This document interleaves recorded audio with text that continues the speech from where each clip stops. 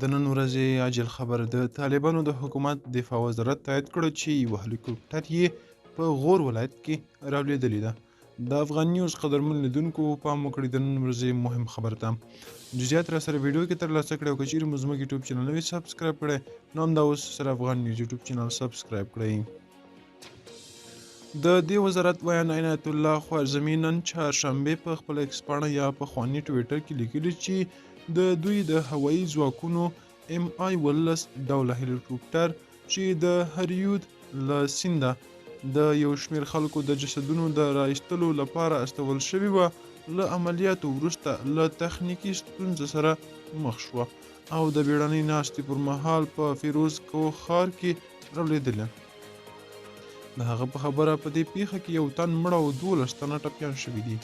د دفاع وزارت په وینا د هلیکوپټر هغه مړي انتقالول چې څه موده مخکې له پلانکوج ډوله موټر سره د هریود سیند ته لوېدلی وو.